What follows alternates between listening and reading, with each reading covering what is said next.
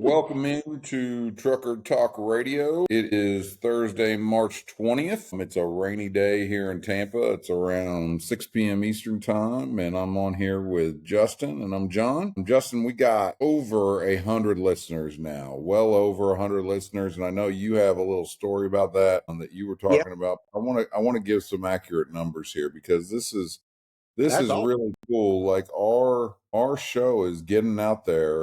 We have not posted a show in a week. I think last Friday was the show, and we only did 1 week. Our listenership is up 44%. We had 10 downloads today. We haven't posted anything. That's And awesome. those numbers may seem small to people, but I've been looking at like comparisons and other new shows out there, and I do a comparison, and we are getting a lot of listeners. A lot of people like hearing us talk about things like we're going to talk about today, March Madness. McNeese just upset Clemson. That March Madness is my Christmas. When Selection Sunday is my Christmas Eve. Yeah, I love I it. love it. I cannot wait to see like the presents under the tree for Christmas Day, and that the bracket is like Christmas Eve with all those teams when they come out. Of course, it always makes it sweeter when I see Kentucky go out. Did I lose you, Justin? I'm checking one thing. I'll be right back. I'm got to check. Okay. Yeah, but I always like seeing the brackets. It's always more special for me when Kentucky comes out and they got a 3 seed this year, which I'm really excited about. Anxious to see how they're going to do under Pope this year. Calipari is at Arkansas, 10 seed, so that's sweet victory for me. Louisville lost today, so that's also That's even sweet better. victory to me. Yeah, that makes me happy. But anyway, our listenership is up. It is tremendous. We're at 150 listeners all time, 152. Which is awesome. We're a brand new podcast, and I've spoken with Justin about this, and this seems like the right time of day for us, especially because we're so busy throughout the day. With Ready App for me, and Justin also with Ready App, but some other things that he does on the recruiting side. So this may be a regular time for us. I really want to do 3 to 4 a week and get some consistency here. And hearing what Justin told me earlier today makes me want it even more. Makes me want to, that really, gave me a huge adrenaline rush. So go ahead, Justin. Oh, about the gentleman that texted me yesterday. Yeah. Yeah. Yeah, yeah. So we got a listener named Chris, out of Tampa area, Florida. He has been working with me, trying to get a truck and get at one of the jobs that I've been recruiting. And he gave us a shout out the other day. He sent me a text, just let me know that he was still working on his truck. He actually teaches a CDL school down there. I'm gonna get with him and actually get the name so we can plug the school for him. But he was excited. Said he loves listening to us. That not only do we talk about trucking and different things on that aspects, but just the overall conversations that we have.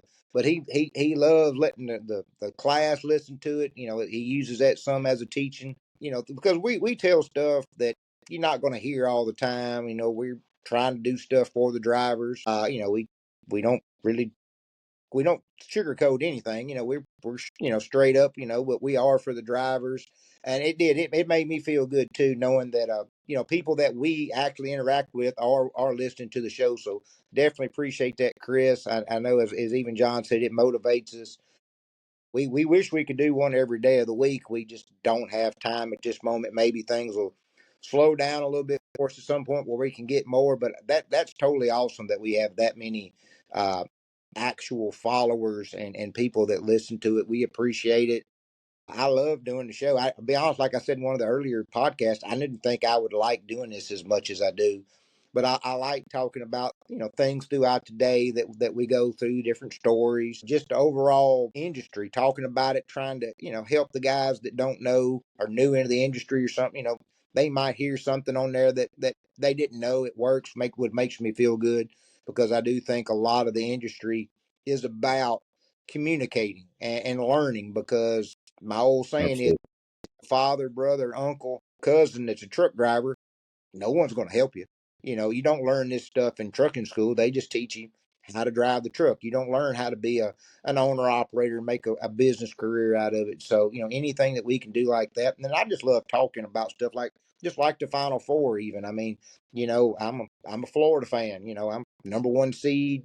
I think we should have been higher up than. Unfortunately, solid this year. Yeah, and I'll be honest, I think we could have three teams in the Final Four as a We could. conference.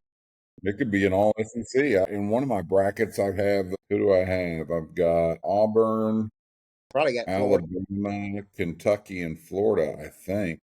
That'd probably be it because Duke's the only team I think that can compete with Cooper Flag.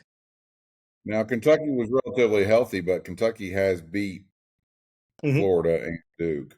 But Yeah, I have, yeah, in one of my brackets, and I filled out many. One of my brackets, I have, yeah, Auburn, Florida, and then Alabama, Kentucky. I do not think Kentucky can beat Alabama. If they got that far and that was the matchup, Kentucky, unfortunately, we've been beaten by them three times, and it'll probably be a fourth if that were to well, ever happen. hey, it's hard to beat a team that many times in a row in a year. You I start. know, but we're just not healthy. We're not healthy, and we both shoot the ball well. We both don't defend well, and it's usually a race, and it's whoever's shooting better. Yeah, I don't know if you remember the day speaking of race. You remember like the UNLV Loyal Marymount team from the '90s? Oh yeah, oh Yeah, no, yeah. they wasn't no defense in that. You shot the ball within 15 seconds, went back to the side and did it again. That's exactly right.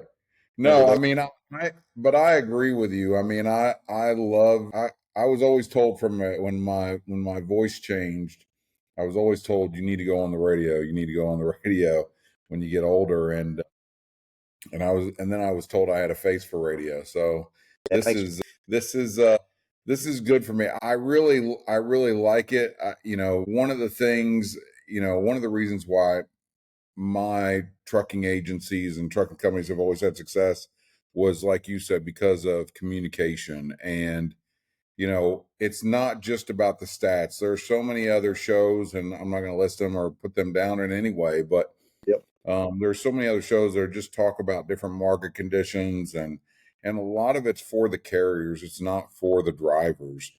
that's right. And when we were most successful, it was really about, and I don't want this to sound bad towards anyone, but it was about counseling. It was about, talking to guys while they were on the road, listening to what they were dealing with, their frustrations, their problems. That we've all got families, and they're away from their families so much Hmm. that sometimes that gets really difficult, and everybody makes bad decisions, and sometimes it can ruin families. So I've been on the phone with husbands and wives at the same time, trying Yep. to help them out, father son, trying to help that situation out, just because I got 6 kids and a driver asked me for advice. Hmm. And sometimes it's better just for someone to hear another voice or another opinion. But and don't call me, don't blow up my phone with family questions. I That's don't another. really want to get involved in that again. But no, I mean that's what it's about. It comes down to communication. Tempers can flare, and you drivers have a lot of time to think while Hmm. you're on the road. A lot, and sometimes that can be a bad thing. It And is. that you start getting things in your head. You start getting you start thinking things are happening at home when they're not happening at home, and your mind can drive you literally crazy. And sometimes you just need someone to talk to. So hopefully we can be someone for you to listen to. We want to hear your opinion. We've talked about that before. I want to go ahead and start having you guys text. Now, I may not respond to every text, but I want to go ahead and have you text us. So I'm gonna get a number on our next show, hopefully tomorrow. I'm gonna get a number where you can text us questions, Sure. text in, and we can respond. We're gonna kind of work our way into this. I've got to still work through about how we're gonna have guests on, but we definitely want to make that important. And I want to make sure it's a smooth process for us. So, but anyway. Well, it's even like what you said about the communication. One of the major things that I hear from drivers all the time is they don't want to be just a truck number. A lot of these guys go places, and I get it. Everybody's busy during the day. Your dispatcher's doing hopefully 5 to 10 trucks anyway a day. they have to work out their day to make sure they get everybody covered. But I understand totally as a driver that you're the one doing all the heavy lifting. Basically, you're doing the major part of the industry work, and you don't want to be just a number. You want your dispatcher to know, hey, I've got two or three kids, or I always, when I was dispatching, I don't get to do it as much now because I am so more involved with so many trucks that it's hard to be personal with every single one. But when I was dispatching, I mean, I knew everybody's birthdays. I knew their wife, their wedding anniversaries. I knew what their kids were doing. Because to me, if you can bring up just, and this is something I hope every dispatcher's listening, if you can just take those few little notes and bring up, you don't have to buy them anything. You don't have to do anything like that. But, you bring up, hey, I know your kids graduating, you might send them something, you might not, but just, or hey, your wedding anniversary is coming up. Let me make sure I get you home so it's no problem. Congratulations, stuff like that. A happy birthday, stuff like that goes a long way because of Yeah, your no, relationship and you're being close connected because of the guys rely on the dispatcher so much that the driver wants it more than just A, B, C, D. That's it, and you're done. They want to have a little bit of interaction. Now you have some guys that'll talk to you for 14 hours and don't want you off the phone, but that's a small select few guys that are like that. But the guys that want to spend 10 minutes on the phone with you, try to take that time, get to know them a little bit, get to know their likes, dislikes. It just goes a long way in smoothing things out because there's always a rough patch between a driver and a dispatcher. There always will be. There's no perfect scenario for that to ever just be great all the time. And if you are a little bit more personal with each other, it seems to help that relationship. Plus, back to what I said, it just makes the driver not think they're a truck number. That makes them think they're human because I exactly. I understand it in some ways. Like I said, I've said this many times. I'm a single parent. I work from home. I don't see a lot of people. I don't interact with a lot of people in person anymore by choice. I don't have time. So this is a way that I get to do it some. But I understand if you're isolated and you're not talking to many people during the day. I'm blessed. I talk to at least 100, probably 75 to 100 drivers per day on the phone, but it's the same conversation. I don't really get to do any personal conversations. But, you get locked in that box, not per se or needing attention or wanting to talk, but it just breaks up your thinking, as you said. I do that a lot. I'm alone all day long. And, when I'm not, working or something, I'm sitting on the couch or watching a game or something, but my mind starts working, trying to think about the next day or what something we could do to make Ready App better or anything like that. So I can only imagine, you're on the road 600-700 miles a day. You're just looking straight ahead. That gets tough, because you start thinking about home or the job or the stuff you don't like about where your situation at, and that just like you said, it's not a good thing sometimes. So I hope that with our show, with us not always talking about trucking, that it breaks up that monotony a little bit for drivers to make it a little bit easier to get down the road and get to point A and B and be ready for the next day.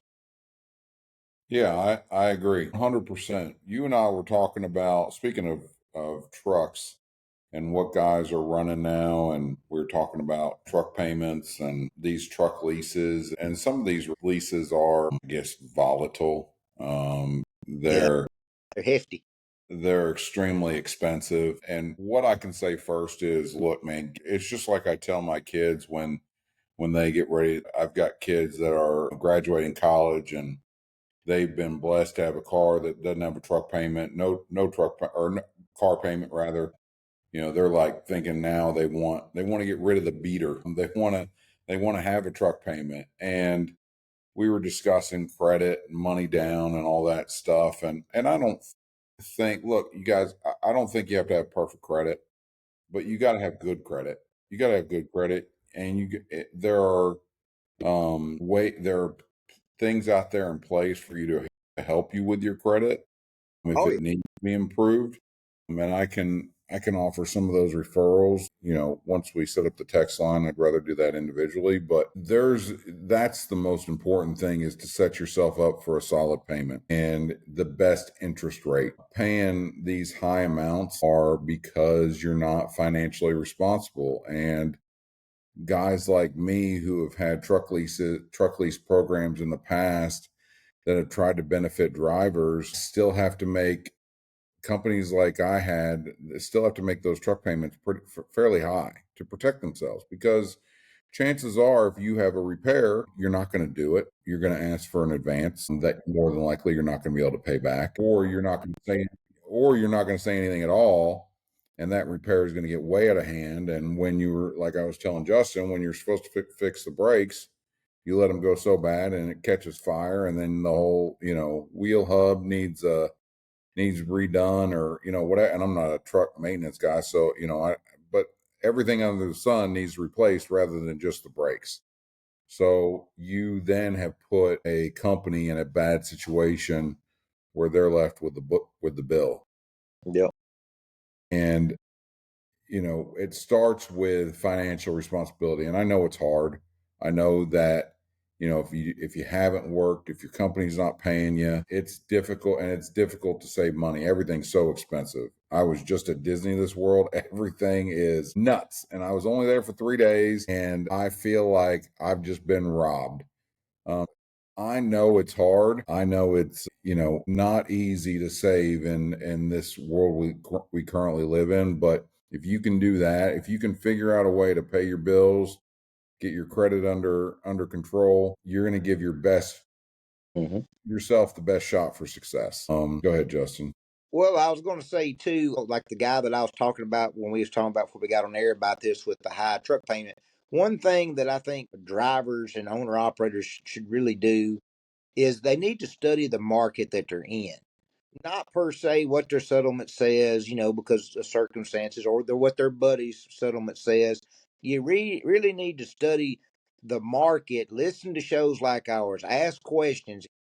I don't care how old you are. It never hurts to ask questions. I ask questions all the time. It's the only way to learn. And, like this gentleman, he had a $1,200 or almost a $1,300 weekly truck payment, but he wanted to do power only.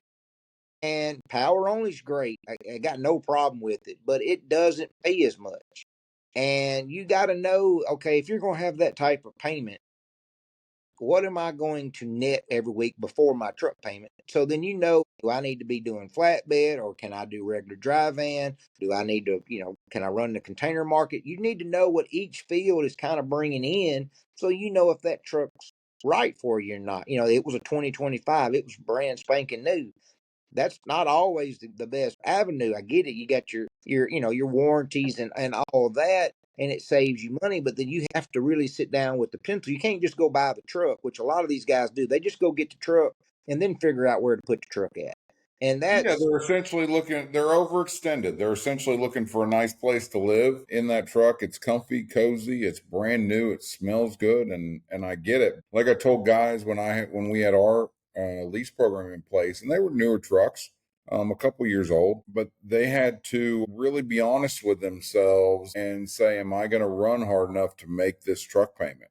Because I exactly. think, when Justin and I talked, I mean, he was like, can you believe this truck payment is $1,250? And I'm like, yeah, but and mine was even a little higher. Right. But you've got to take several things into account as a driver when you're deciding to take on a truck payment like that. You've got to be honest with yourself and Yep. say, I'm a runner. Yeah. I And can't. over the road, if you're coming out on Wednesday or Thursday and going home on Sunday and then coming back out on Wednesday or Thursday, it's not going to work. You've got to be a runner. You've got to be willing to go where other guys won't go. You can't say because it's bad weather, I'm not going there. I'm not saying you got to go into Manhattan, but you've got to run in the Northeast. You've got to run out west. You got to run through the mountains. You got to do other things that other guys won't do. Yep. And the money is there. We've talked about it on other shows. The money is there, and there's money to absorb a hefty $1,200-$1,300 truck payment if you run the right way, Yeah. and if you're disciplined to stay on the road. And And it may be that it doesn't even have to necessarily come down to discipline. If you've got a family that you need to be around at home, you've got a child that you need to take care of, that's not your fault. But we're saying you can't take on a truck payment like that because it's a pretty truck. Right. You need to be honest with yourself and say, hey, I've got these, the most I can spend is $700, $800.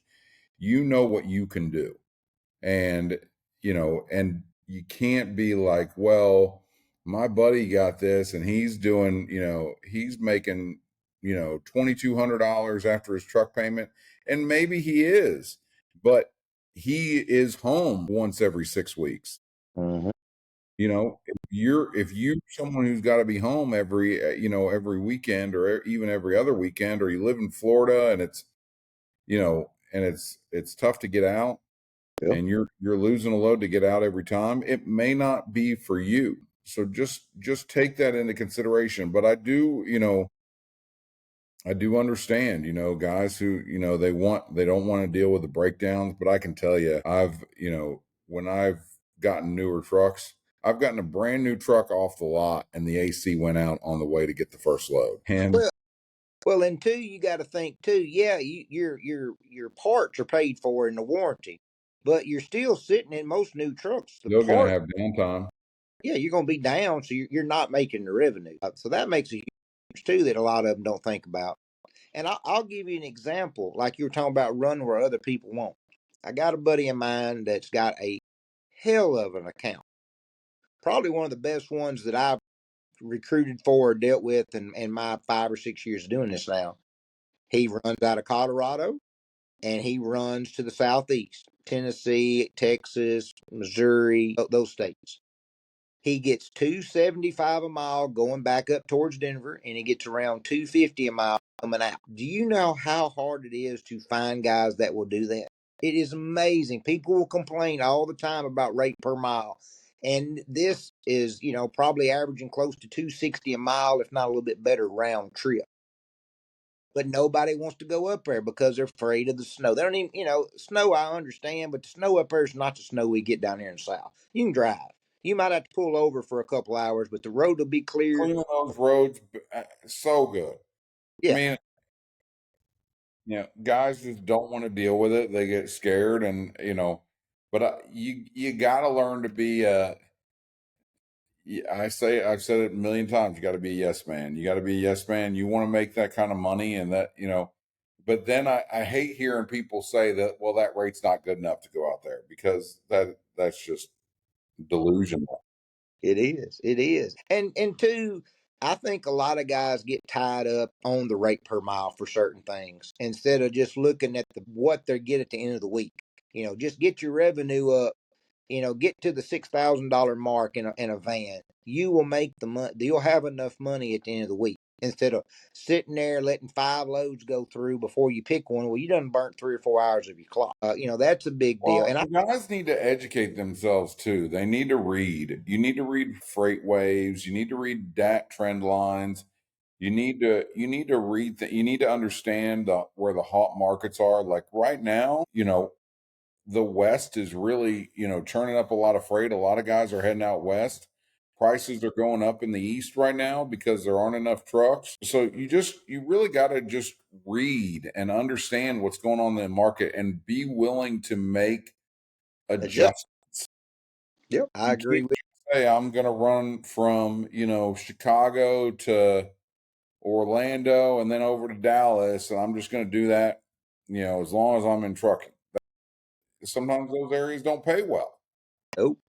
And the markets move to different locations throughout the year and throughout different years. One market might be great for 6 months and it might be dead for the next 6 months. You just don't know unless you keep, like you said, keep up with it and then continue the market. I'll tell you something else that I wished owner operators would do. And it sounds simple to me. I've been self employed my entire life. I've been blessed never to have a boss. So I've always had to be disciplined because I've pretty much been a 1099 contractor my entire life, just like owner operators are. But the two things that I don't understand why drivers or owner operators don't do more and have not been taught this method, first, your maintenance. I think 25 cents a mile that you run should be put back every week into an account that's not even in the same bank account that your trucking account is. Just put it somewhere you can't touch it. If you can do that, and after 1 year, if you're blessed not to have any major breakdown with after 1 year, you can pretty much fix anything that happens to your truck. And then a lot better financial stability with that. The second thing, which I think is just as important, maybe even a little bit more important, when you start your business, it's business. Yes, every dollar you make is yours. You're the business owner. But you have to realize that you are running a business. You need to sit down with your wife and your family, figure out what your home bills are. If your home bills are $1,200 a week, so basically if your total house bills is $5,000 for everything, mortgage, cars, school stuff, food, whatever, you need to pay yourself $1,200 a week, not a dollar more. Pay yourself just enough to keep the bills paid and have a little bit of money, extra in the account for something that just pops up. Everything else needs to stay in your truck account for anything else. Now, I've told this to I don't know how many truck drivers. Let's say you do that and you've built up a little bit of money in your account, which is that's where your money needs to be. It don't need to be just sitting in your home bank account, because you will spend it if it's in your personal account. Something's going to come up, you're going to get a scratch, you need to itch, and you're going to go buy whatever that is, and then 6 months later you needed that money for something else. But let's say you do that and you're very disciplined, and then you and the kids and the wife decide to go to Disney World, okay? Just say it's going to cost you $5,000 to go. Go borrow that money out of your business account, because if you do it the right way, you've got that money put back. Now, if you're very good with your money, you can give yourself a little bit of interest and make small payments back. But if not, it's not the end of the world. You had the money to spend, but I promise you, if you put it into your regular personal account, it will be gone. It's gone. It's These amazing. guys make $3,000 a week, and Yep. they sales to 3,000 a week. You will never succeed. It's just not in trucking. Now you could if you've got a different type of business where your overhead might be a certain number, but in trucking, your overhead could go from $1,000 to $40,000 overnight with just the right breakdown. Because not only is your truck breakdown, you're not bringing in revenue that day either. So you need to have money. So if you pay yourself $1,200 every week, but you're bringing home 23, 24, so you're able to put $1,000 or more back into your bank account, your company account. If you're broke down that week, you can still pay yourself $1,200 every week. So then your house is taken care of. That's your major worry thing. Truck drivers, to me, doesn't seem like they worry about their truck being paid. They worry about it, but they can figure out a way usually to make that work, because it's just them worried about it. But when you're struggling and you can't pay your mortgage, you can't pay a car payment, now you've got your wife that's, she's on you 24/7 because she's worried. She don't understand what's going on because you've probably not given her the full picture. Your kids, you worry about your kids. They gonna be able to get to school. You're gonna be able to get them to this ball game, or equipment for whatever sport you're playing. So you have to be disciplined. But the worst thing you can do, and I can't stress this enough, don't pay yourself everything you make that week. It's not going to work. It's not a good formula. I know it's not easy, but knowing how to do that will set you up for further success, because every driver, I got told this today, every driver, well, I'm coming to you, man, because I'm behind. I need you to help me get me out of the hole. No dispatcher is going to be able to help you get out of the hole. They're only going to be able to do so much. You've got to be disciplined to help get yourself out of that hole. You Because got it. That's what you said it right there. You got to help get Mhm. yourself out of the hell, out of the hole. They can't help you. And just getting loans is just you're going down the wrong path. That's right. You gotta, and it may mean that you need to work harder for a little while, and that's the biggest thing. I mean, if you're making $1,200 a week, you need to look yourself in the mirror and say, what more can I do? Sometimes it is the company. Sometimes the company doesn't have the freight. Their dispatchers don't care. They don't answer your phone calls. You see a load on the board, you miss it. But this there is opportunity there. And I would say more times than not, and drivers aren't going to like me for this, but I would say more times than not, it's because drivers, you won't look yourself in the mirror. You Yep. want to blame everything else under the sun but yourself. And as a business owner, you constantly have to be willing to change and adapt. And you've got to look yourself in the mirror. I look myself in the mirror every day.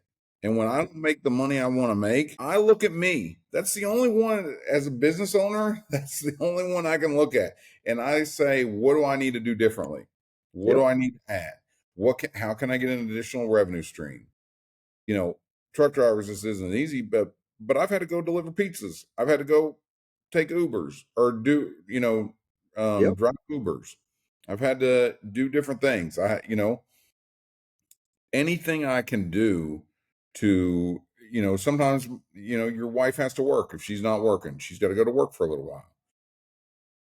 You, but look yourself in the mirror and see where you can make a change first, Mhm. and then use those, then reevaluate, and maybe you need to make a change in employment, Yeah. you know Well, I say this all the time. If you're married and you're a truck driver, it's not easy. We all know that. It's not easy being married and working normal jobs. It's tough, but if you're not home, that just makes it 10 times worse. it does. I think a lot of times, and I tell drivers this all the time, you need to go and have a serious conversation with your family, kids included, because the kids are involved in this just as much. You might not think it is, but they're missing their dad or their mom that's on the road, not get to spend as much time with them, missing ball games. That thing's important to them too. Saying no is not easy. Saying no to do, that you, number one, if you can't afford a sport and that you want your kid to play or your kid wants to play, that is not easy. And Nope. then when your kid is involved in that sport or extracurricular activity, band, whatever it may be, not being able to go and watch them is another thing. But you know what? Technology is Mhm. something that, can alleviate at least some of that pain. Do videos, you can take unlimited pictures. That's right. um you know but like you said, have a conversation, have a family meeting and say, this is what dad or mom has to do. We have to be away for, you're not the only one being truck driver. I mean, there are doctors who work 24/7 who are gone 4 nights out of the week that make a lot of money, but they're still gone and they still have the same family problems that you do. Hmm. And and there are plenty other professions where where people are not at home. And if you don't want to be in a truck all your life, if you want to get out, if you want to become a dispatcher, if you want to start your own trucking company, you got to start somewhere. So set up a plan, set up a Yep. business plan. If you don't know how to design one, download ChatGPT and ask it to develop you a business plan. Just type in what you want and say, write me a business plan for this, and it will do it. Technology is an amazing thing right now, and you take advantage of it. But you gotta talk with your family. You gotta look yourself in the mirror first before you go place some blame on others. And everybody in the family has to be on the same page. They do. Wife has to realize, okay, if I want these things for us, I want these things for our kids.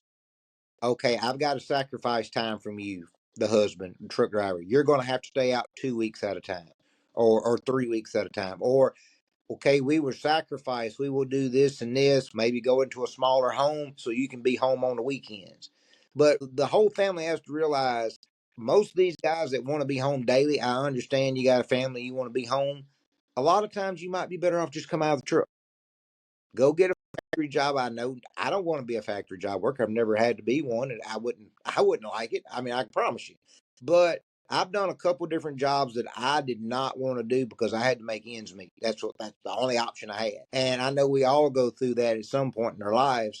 And you as spouses have to understand, okay, he can't be home every night and us have everything under the sun. You've got to sacrifice time for things. And I get it. My daughter used to play sports. It's not cheap. It's not cheap at all for travel. Band's not cheap. Lord, cheerleading's not cheap. Lord, they charge, Got three girls in cheerleading. It is not cheap at all. and it's ridiculous how much that is. And you don't, like where my daughter goes to school, it's a small country school. I mean, it's decent size, but they want like $1,000 to be Yep. in cheer, and they don't go to competitions. And I'm like, you go cheer for 30 games a year in basketball. What's there to cost that much? And so, nothing's cheap. And yeah, I mean, my dad was a workaholic. I don't know if he ever came to one of my games at all, ever. Yeah. Well, and my wife her dad is, I mean, my dad traveled for work. Her dad worked for a metal manufacturing company and had to work his way up the ladder and was gone all the time and always worked nights. But you got to start somewhere. It's just kind of like us with this podcast. We got to start somewhere. We're not making any money right now. There are no advertisers. The fact that we got noticed once is amazing, but we're not getting paid for any of this right now. We're spending time away from our families. We already work a ton, and then we're Yep. doing this on top of that. Yes, my family is in the other room, and we are blessed to be able to do that. But we're not making any money from this right now. But we No, see a big picture. We see something that we can go out and grab, and it's going to be, it's going to be tremendous. It's going to be tremendous when we get there. I agree. I agree. We'll segue into ready out for a second. I was today trying to get a few guys onboarded. I had one guy that lied to me, didn't end up having flatbed experience. Had another guy that I've been chasing down documents and chasing down documents. And I was thinking to myself, when we can start getting drivers to do profiles and have all your documents, your CDL, your medical card, your 5-page long form, pictures of your truck, fill out a DOT app Application. to where we can just click a button and have all that sent right there where I'm on the phone with you is going to be so amazing, not only for me as a, basically a full-time recruiter, but just for the driver himself, because I talk to so many guys every single day that don't even halfway remember talking to me because they've talked to 4 or 5 other companies, and everybody gets that. And so if you make a good connection with the driver and they're excited and want to move, you can get the ball rolling right then, not tomorrow. You do the application Yeah, tonight and you then just said that. You just said that the other day. You've got a couple guys that are going to fill out some applications this weekend, and they're with they had a profile that was complete. It would be right here, right now. yeah, it's a crapshoot if you can get them to do it because in any type of sales, it's right then. That's that you want to grab it right then. And the way the industry is right now, I mean, I can talk to a guy at 9 o'clock in the morning. He's not going to do the application to 5 or 6 at night when he gets through driving. I don't Probably blame. going to talk to 2 or 3 other people in the Exactly, and meantime. you lose that momentum. And then if he does the application, say tonight, it might be Monday before the processor reaches back out to him because of when that application was received. Because most companies will wait 24 hours before they talk to you because they're going to go ahead and run your VOEs, check your background to kind of see if you match what they're looking for. You lose that momentum on the driver's side because as drivers they get aggravated. They want to hear from somebody the next day, and I don't blame them. I want them to hear from somebody the next day because it's not making me any money if they don't come. And for the drivers to have that and it be a free access to them to have all their documents, have reminders when their DOT physical's fixing to go expire. They're going to have all that at their fingertips, plus all the other things that we offer with these carriers coming in and having ads that they'll see, they'll have ads sent to them that show, hey, that's a job in the area that you're interested in, and then they can reply within seconds, and boom, everything's all documents are to the carrier, and the carrier really don't have to do much but give you or the driver a call. Make sure you're a good fit, talk to you, make sure the money and the fees work out to what you think.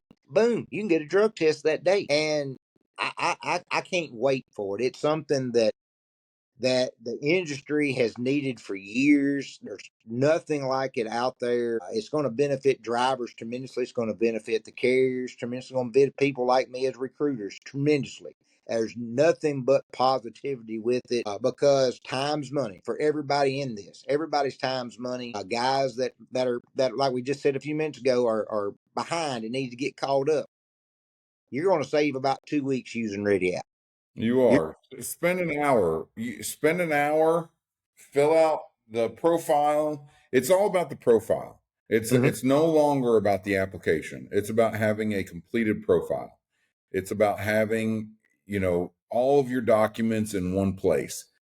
It's storage. Storage is so expensive. Electronic storage is expensive. Physical storage is expensive. I'm paying for that right now. But it's all about storage, and it's and having it at the ready, Mhm. having it, at your fingertips to Click send of a button. when you're answering a few questions, basic questions. Have you had a DUI? Have you had a drug test in the last year or a failed drug test? So we can decide whether or not to put you with the SAP company or not. Have you had more than 3 jobs in the last year?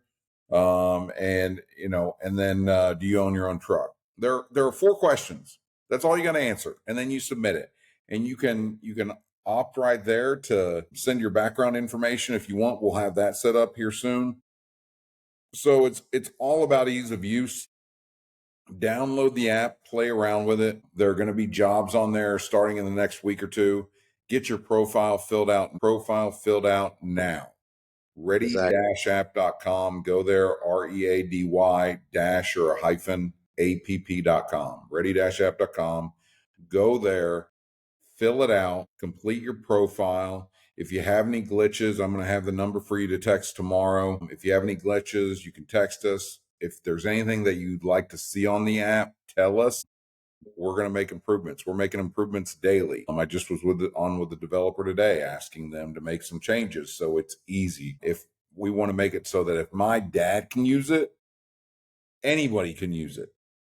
Right. And it's all about being simple, and it's all about you only having to do it once. Now you're going to have to make updates every now and then, but you can make them on your own time. And as you change a job, you can put it right then and there. When you have an accident and you need some place to put that accident report, put it into your Ready App profile. When you have a Exactly. citation, put it into your Ready App profile. When you have an approved inspection, put it into your Ready App profile. When you get your hazmat, put it in your Ready App profile. When you get your TWIC, put a picture of your card in your Ready App profile. It's ready. It's done. Everything is set for you to get a job, and the idea is to cut down the wait time, because that's what ruins guys. And I've seen it too, and that's why I designed it. That's why our team, that's why Justin supports it. Justin is a major role player in it, and it's because we've seen so many lives ruined because they have an opportunity at a good job. It takes so many days to complete a ridiculous amount of tasks, or you didn't do the application right, or we need this document, and you sent it to the last employer, but you can't find it now, so it's going to take a couple weeks. Then you hear from 5 other companies, and now you're not sure what to do, and before you know it, you forgot where you initially applied. They're way down the line. You can't even remember who they are, and now you end up with some crappy company out of That's right. Chicago, who barely speak English, and Yep. and you're like, what did I end up with? They're not even paying me. That's right. Exactly. Well, and you brought up a great point that I hadn't even thought about. Let's say you get a violation or an accident. I don't know how many times that I've had drivers apply somewhere and they need an accident report. Well, they can't find it, And so they they don't got even remember it. They don't even no, remember it.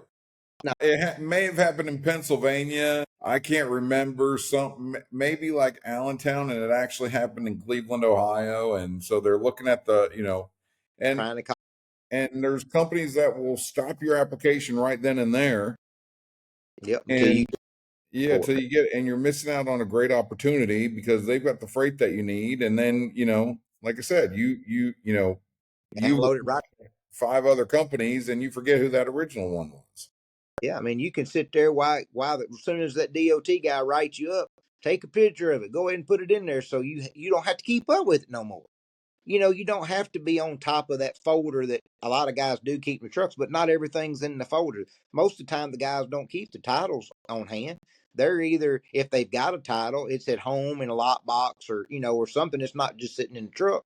You got to have that. Every carrier's going to want the front and back of your title. If you're, or the lease agreement or whatever, they're going to want that. They have to have it.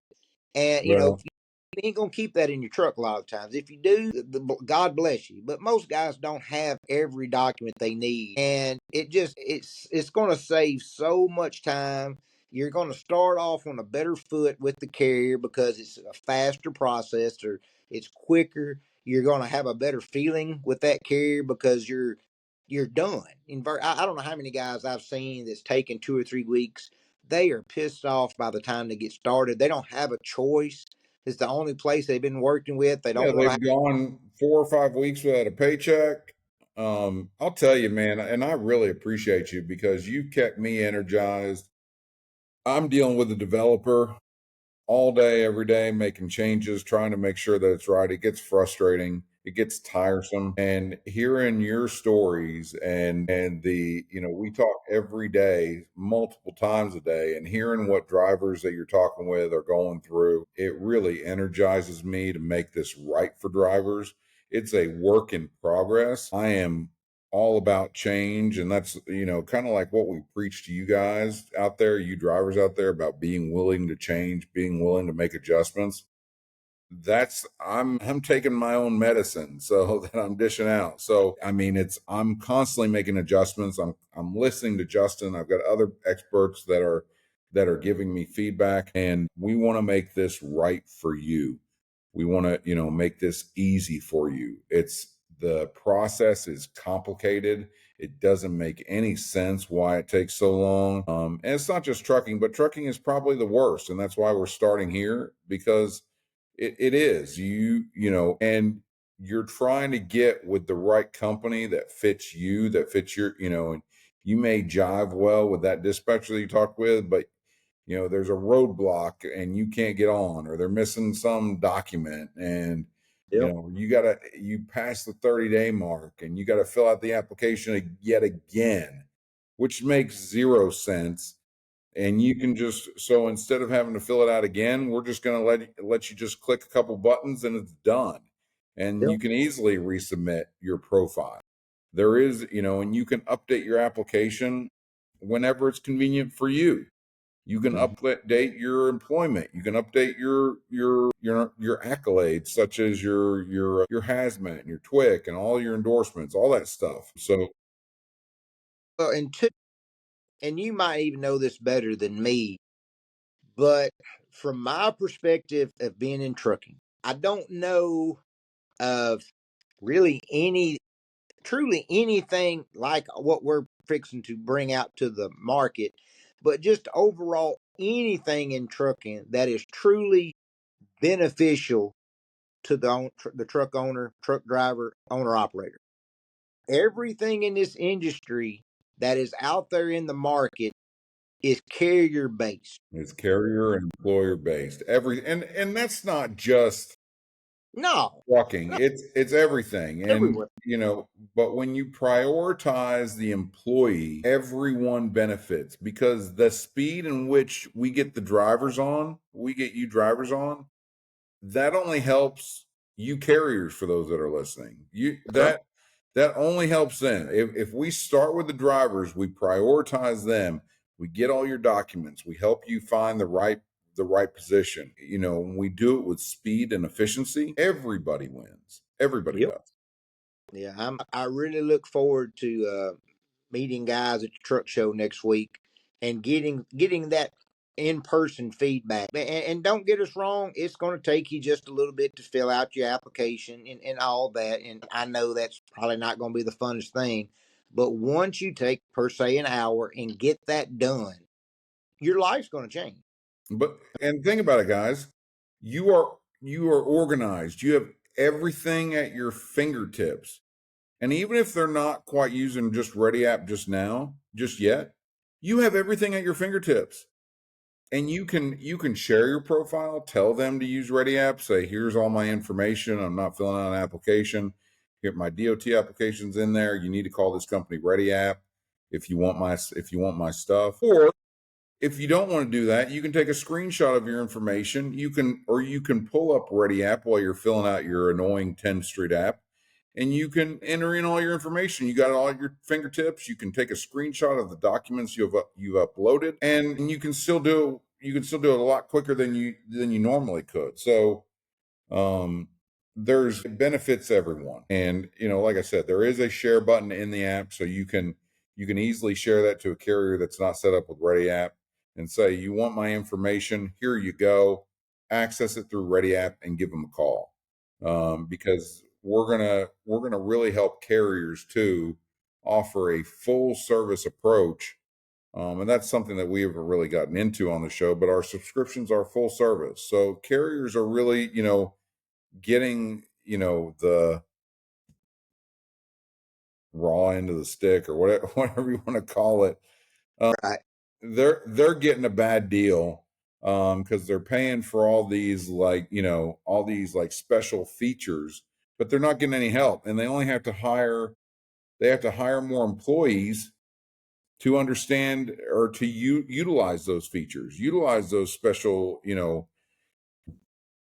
things. Well, And well, in two, with hiring more employees, that's not really. I mean, yeah, we want to create jobs for the country and the industry, but the problem is in recruiting and onboarding. Most of your companies, your carriers, it's not a percentage based deal. You're not getting paid on what you do. You're an hourly worker, and that's where a lot of the things fall through the cracks. Is the onboarder that it now you're usually your head of director, of recruiting. They might get some type of bonus or something for so many trucks to get out in a month. That person's going to hustle because her overall organization or whatever, her group, they're judged every month by what they do. So the top person is going to do a little bit more work than the others because it's her or him's neck on the line, right? But your people that are under the director, they're just, regularly paid people that a lot of times, if they don't get you on the phone, they're not going to they're try you. not going to call back until the next day or the day after, depending on how long their list is. Exactly. And that's not fair to a driver because I know for exact, I've had this happen to me at least a million times. I've had processors call a truck at 7:30 in the morning and don't call them again for 2 days till the next 7:30.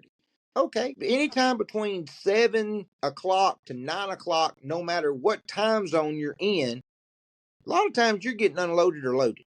That's still sleeping. I don't expect a driver to answer the phone every time I call. If your processors are not incentivized to go after drivers and get drivers on the phone, they're not going to do it. And even still, they're probably still not going to do it, even if they are, because they're just you're not you're to find someone who's motivated, who truly understands recruiting is a diamond in the rough. I mean, it It, is.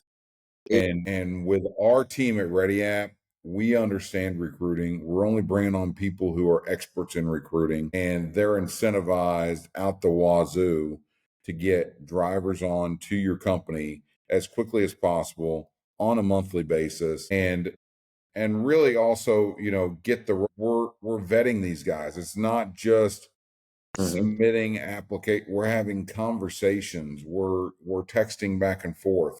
Guys that upload their documents and complete their profiles in Ready App that take the time to do that are probably worth hiring. Right. So that's what we're trying to do. We want to make it more efficient for everybody. It's not just the drivers, it's for the carriers alike. So Yep.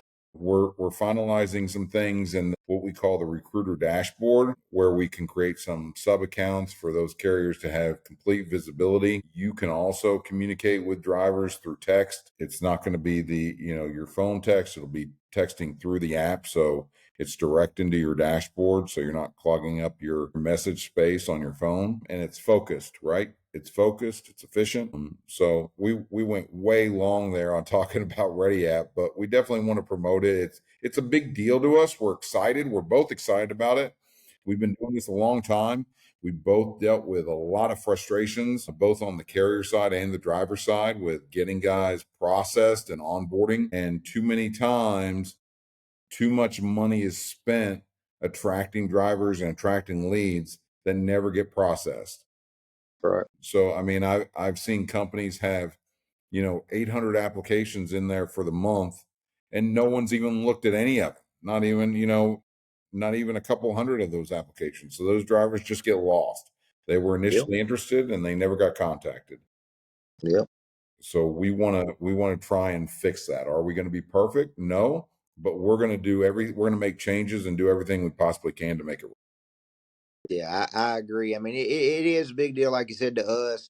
But I do think it's one of those once every couple year big game changers that can help an industry. I think it can help other than trucking. But I do think trucking recruiting and onboarding is probably the toughest industry that I know of. So I do think it's going to, Well, I've talked to staffing firms when I had my trucking agency, and I've talked to different people to try and they're like, how many drivers do you want? Three or four, and they want to charge, $2,000 per driver that gets hired on, and they don't guarantee that driver is going to stay with you 6 months. So there aren't a lot of recruiters that understand what it takes to get the volume of drivers on, and you get 20, 40 drivers a month um, Mhm. in process, and get them hired, get them across the finish line. And what we want to do is have all of your drivers information, wrap it up with a big red bow, and say approve or deny. Yep. That's kind of the goal here. We're essentially a staffing agency, and we want to do whatever we can to make it more efficient, not just where you're buying a whole bunch of fancy technology and not getting any results. Yeah, I think it's going to be great. Like I said, and we're going to come up with new. The good thing is, it's with the way technology is, we can come up with an ideal. Somebody mentions it something about, hey, we'd like this on it, or me and you like, hey, this would be more efficient. It can be done in a couple days or a week. You call the developer like, hey, let's add this in there, which we're going to do because we're going to learn more as we go through it, and it's only going to get better. It And is. If there are little glitches along the way, we will fix them. And like you said, I mean, improvements to the app take 4 to 6 weeks, but minor glitches and things that aren't working, we can get fixed pretty quickly. But we're going to be making constant changes, so it's easy to use. yeah, and I think everybody alike will like it. I think it'll be good. I'm like I said, I'm very anxious to get some feedback next week from both sides, carriers, and I want to definitely have people tell me what they think after getting on it, playing with it a little bit. So if any of you guys will download it, ready-app.com, and he'll get us that number tomorrow to start texting. We'd love a little feedback because John has poured his heart and soul in it over the last couple of years. I've been involved now for quite a while. Very anxious to get it off the ground, and because no matter what, I love recruiting. I've been doing it now for a good while. I like getting guys into places that works for them. I like being an asset to the carrier as well. I feel like I am. And so I want to make that happen more often. And something like this is well overdue in the industry and probably in every industry, probably. But we mainly focus on trucking now, of course, and to help get people in better situations, have better attitudes when they start on both sides, and two, we're going to save the carriers money. There's no doubt about it. And so carriers are going to be happier. They're going to have hopefully they'll have money to be able to spend on things that helps their company, helps the drivers out, and gives them better benefits. Plus, I think the drivers are going to be happy because they can get on within a week's time. They can realistically quit their job, take a week or two, notice, and start the next day, because that's one thing about this industry is you can turn your trailer in on Friday from wherever you're leased onto, and you can be rolling on Monday or on Saturday. I mean, you can do it any way you want, but you can do that. But it's hard to do that when it takes weeks and weeks and weeks to get hired. It puts you in a bad situation. And here, I think if our app only did that, which we're going to do a lot more on that, I think we've already talked about it. But if we can just help that part, it's a major success, because that is in my opinion, the downfall of this industry is the onboarding process. I always used to say that your billing department should be your most important part, and that's a rule of thumb for businesses. Your billing department should be top notch, because you can't make money if you don't have it coming in. But I've learned that in onboarding, you are the first contact. Your recruiter might, like, I'll reach out to you for a company I'm recruiting, but I might be an extension of per se carrier, but your onboarding Looks like I lost you. initial, and for you as an onboarder, you make or break the relationship, even if you're not trying to or not. You're make or break it, and I think with the fastness and the more swift movement of getting guys on is only going to help totally. Yeah. Yeah. So Yeah. Yeah. Processing is so important. And if we take the hassle out of processing, and that's there's so many opportunities that are missed. And like you said, recruiting is tough in itself. So you spend that time, with, like, Justin, spends a lot of time with these guys on the phone. And then right now he's handing over that driver to be processed to a carrier, and then nothing's happening with them. And Justin's got to call and say, "Hey, did you call Joe from that I sent over yesterday?" "No, I didn't call him yet." And then before you know it, it's next week. "Hey, did you call him?" "I'll call him today." Well, he may already be on with some other company. that's right. Yep, So, all the time. so well, I do want to get some scores in here real quick, in case anybody's on the road listening to this. Tennessee is up 19-8 over, is it Wolford? Wolford, I think. Yeah. Yeah, Wolford Terriers up 22-8. Clemson got upset today by McNeese, 69-67. It wasn't that. It was a blowout through most of the game. It was a blowout. Creighton beat Louisville bad, 89-75. And I'm loving that. I'm loving every minute of that. Purdue beat High Point. Wisconsin won over Montana.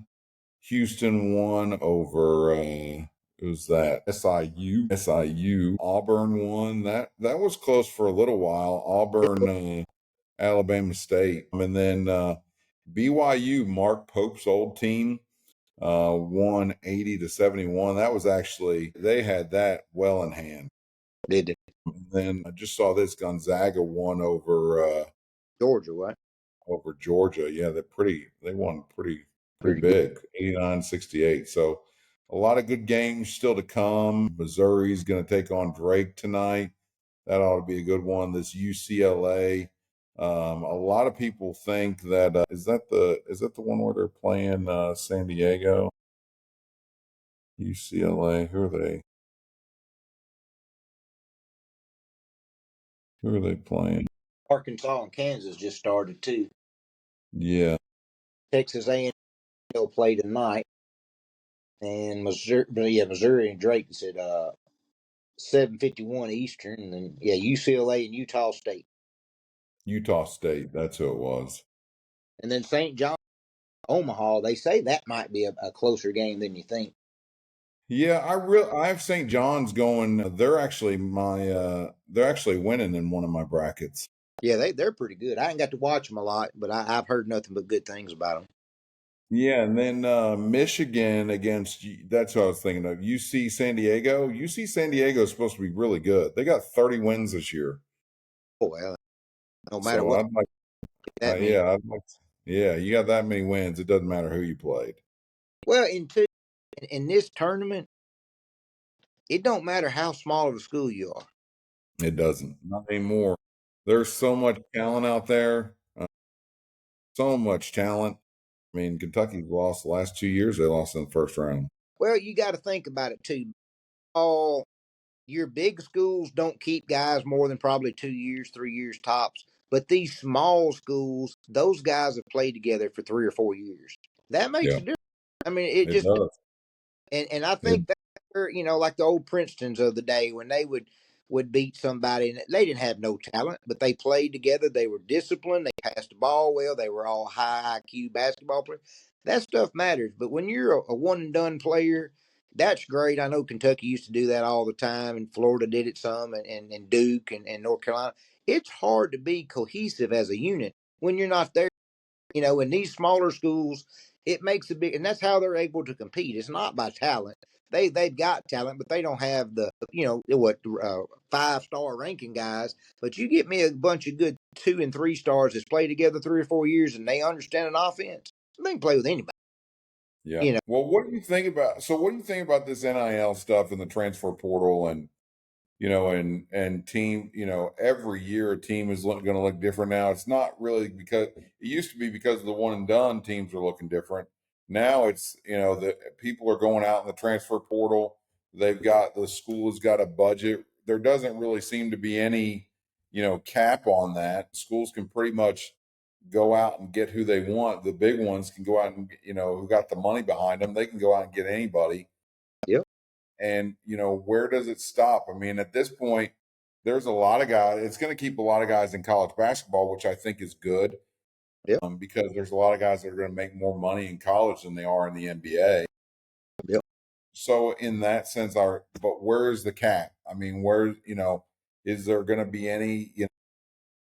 Is it going to be set up like a professional, like the NBA, where there's do they have cap space to get on that person?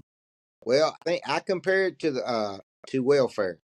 Welfare is great, but there's been no policing, and it's got out of hand. And in my opinion, NIL has already done that. It should have been brought in a better package. I think it's awesome and great for women's sports. I think women will actually probably benefit this the most. The biggest problem that I see is, of course, in football. And I'll give you an example. DJ Lagway, superstar, 5-star, probably the best arm talent in college football. He's a sophomore now. He was just offered this week or last week or whenever $4.5 million to move to Georgia. He didn't ask for it. His name wasn't in no transfer. That was somebody at Georgia saying, "Hey, come here. We'll give you $4.5 million." That's not right. That's not what it was meant for. But the problem is, you don't have no cap. You don't have no police. You don't have anything for it, and people just they were better off doing it under the table back in the day than the way See, it and is. I didn't even think I thought it was going to be guys would get advertising dollars. I mean, they would get, I didn't really think there was going to be, okay, that kid is essentially on salary for, getting paid they got a 3 or 4 million dollar contract. I thought it was, okay, he advertises for Porsche, or he does a tournament ad, and or something like that, where they're getting paid a few $100,000, and it wasn't coming from the school. I just These collectives. They have these collectives at each school, and they ain't doing anything for that money. At least if they're selling advertising for the chicken wing place from the across the street, like in Gainesville, there's a couple good little bars across the street from the swamp. If a guy's advertising for that, okay, yeah, not a problem. Put him on TV or well, the but what's going to happen is, and you could say that that's all you can do. Then you're going to have a booster fund that chicken place, and they're going to all of a sudden they're going to get $2 million for advertising at this rink-a-dink chicken place in Gainesville. yeah. I think it should be. I think you should have to. I don't think you should be able to do a one and done if you're on that. I think you should have to sign a contract and stay. I think if you're going to make that kind of money, you've got to have to commit more for more at least than 1 year. I Well, mean, because yeah, because you go to you go to North Carolina and you get paid $1 million, and then NC State offers you $3 million. Mm-hmm. I mean, North Carolina's a better school. It's a blue blood, but you're going to NC State because you want to make the money, or you go, or what if Purdue offers you 5? I mean, where does it end? That's And right. then, and then Montana offers you $6 million because they want to win a championship. I mean, Yep. where does it stop? And that's the thing for me. I don't mind these kids making money. Well, no.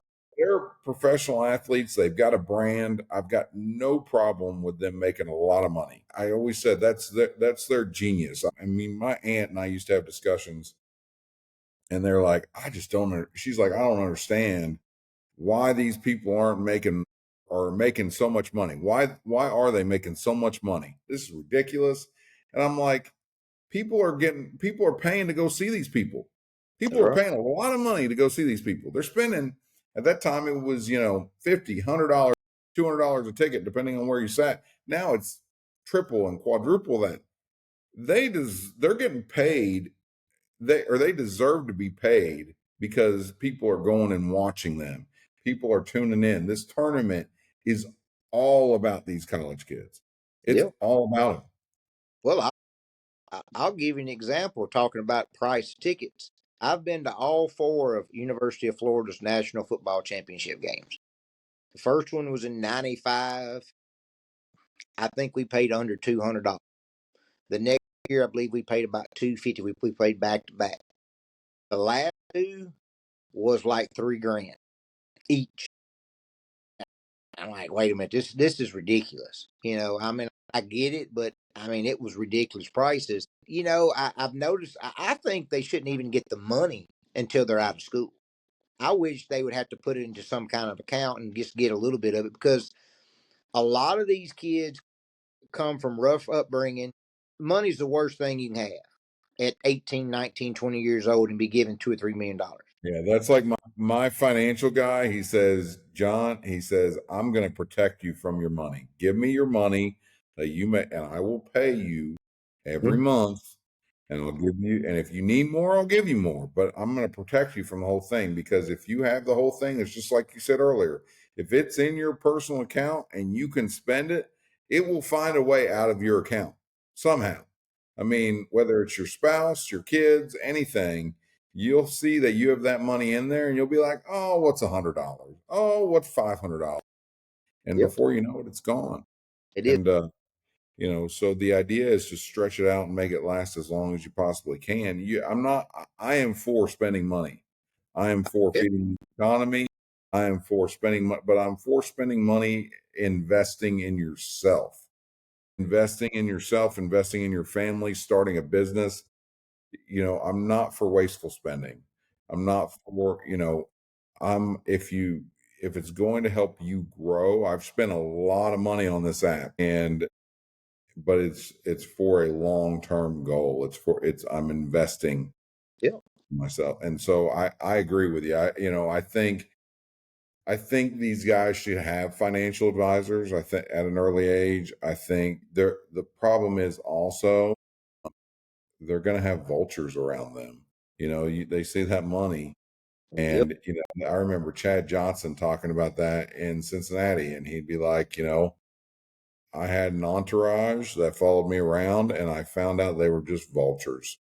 yeah, And I mean, whether it was buying them McDonald's while they hung out of the house and played video games, ordering pizzas, going out to dinner, taking limos to the club, Chad was like, it wasn't benefiting me at all. It wasn't benefiting me at all. And these people weren't really their friends, his friends. So that's what these kids are going to run into. They're going to hear from all their aunts and uncles, all their great friends, and yeah. they want a piece of that pie. And he's not lying. When I was in my early 20s, I made a good living off my lumber business. Now, I wasn't no millionaire, nothing like that, but I was making 6 figures and I didn't have a bill. So I had money, and I was in my 20s. I didn't have any responsibility. I had a good time. I traveled the world. I went all to all kind of sporting events. I had buddies out the yin yang wanting to go with me, and I didn't want to go by myself. So I'd always, help a Yeah. buddy. with me. It's funny you mentioned that. I had season tickets. And I take these buddies all the time to football and to the Lightning game. Take the season ticket. Well, guess what? I don't have those season tickets anymore. You know how many times I've been invited to a game? Exactly. Well, Zero. I had my daughter. I had to change my lifestyle. I had to become more responsible and became a single dad for the most part. I don't hear from any of them no more. I mean, I got about 3 friends that I still talk to, but most of those guys nowadays, I'm not there to mooch off of a little bit per se. And so I can only imagine if you got millions and millions of dollars, what would come out of the woodworks for you. I mean, I would hate to even know just because of my little experience of how bad, and you can't trust nobody. That's the problem. Is they're in. I like listening to Shaquille O'Neal. He has learned and seems to be a very good investor and business person, and he uses common sense. He ain't smart by no means. He's no scholar or anything, but he has listened to the right people. He makes good decisions. He did make one bad decision. He never invested in Starbucks because he said black folks didn't drink coffee. I think he lost like $1 billion doing that because of now there's a Starbucks on every corner, and he laughs about it. But I mean, you have to surround yourself with people. It's like he even tells his kids they ain't get none of his money till they got 2 degrees, and you can't blame the guy. I mean, like he told him, "I'm rich, you're not." Yeah, Ben Affleck said that the other day. He had a post. His son wanted some 3,000 pair of Jordan, $3,000 pair of Jordans, and he can afford them. Oh But yeah, his son was like, I want those pair of Jordans. And he's like, you're broke. How are you going to afford these? He's like, well, you got money. And he's like, yeah, you're right. I got money. You don't. that's right. I mean, that that's tough as a parent to say that it's the right thing to do. I don't like telling my kids no, but it is the right thing to do. It teaches them the value of a dollar, which is way down, by the way. We can get into that later. Well, and I'll tell you something else about the dollar. There's a reason why everything is electronic. There's only one reason, and it's because they want you to spend more. You're not going to spend as much if you got to dip into your wallet or your purse and pull out. It's harder to do that. It's more thought. Yeah, You can talk. I know. I go and get cash out of the ATM, and my wife can make $1,000 go for 3 weeks. And then, if Yep. it's like she can spend $1,000 in an hour just using the debit card. And that's why they went that way, of course, because it's just cheaper for the government to electronically smooth and not have to move as much money. But that's the main reason why everybody's went to it is because you will spend more because there's no repercussion in that thought. You just do it. You just swipe. It's really not bad until you look at your credit card statement. And for people, and I'm one of them, I'm very vigilant. I pay my credit card off every month, and I do it so I can get points, to do whatever with, or get cash back. But it is so easy in this society to go broke in debt and not have anything to show for it. I mean, nothing. I mean, I will give you an example. My ex, bless her, she's gone now, bless her heart and soul. She's my daughter's mom. That woman could spend up a credit card and it all be on damn food. It So all be. your ex-wife passed away? Yeah, yeah. Well, she was the baby mama. I'd married her. I'm a Jerry Springer show. So Okay. I married her in my 20s. We didn't make it. Ran back into her about 10 years ago, and we ended up having my beautiful daughter. And I helped raise my bonus child. But yeah, she passed away a couple years ago. But I God, didn't hear that. I didn't even know that. yeah, she died of a heart attack. I guess it'd be about 3 years ago in a couple months. But man, she could run up a credit card bill and just eating out and not have anything to show for it. And I'm just looking at a card like, you ain't even got anything to show for it. Well, like, it was good eating. Well, okay, yeah. Cook at home. Eating out every once in a while is fine, but having $2,000 of eating out, I mean, you Yeah, I know, just experienced easy. that at Disney. My God, I don't need to eat out anymore for a long time.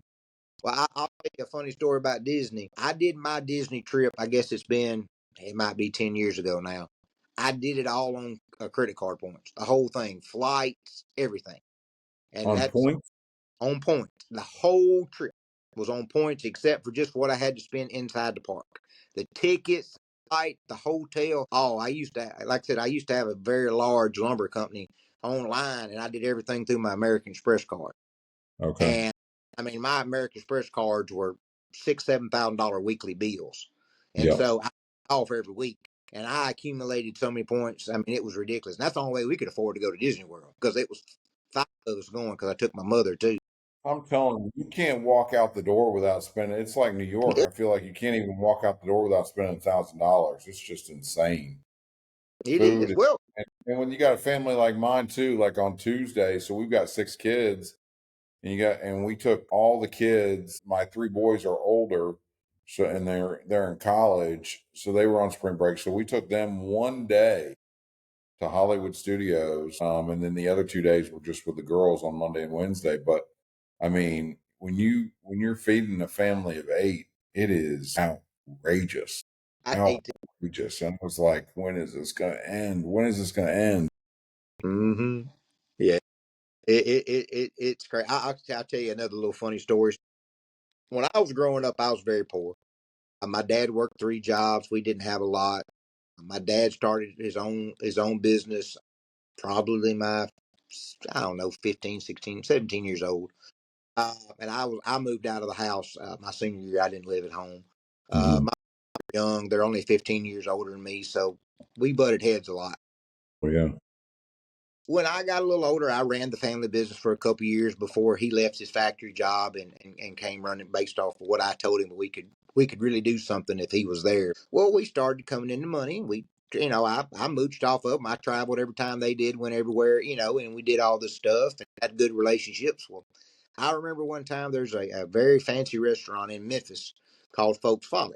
I'd never been anything that nice. I'd been, out of the country to some, restaurants, but you expect to pay 40, 60, $80, 30 years ago at a, restaurant in the Bahamas or whatever. But this is in Memphis, and I'll never forget it for as long as I live. We walk in, and it's an a la carte restaurant. yeah, So the steak was like $40 by itself.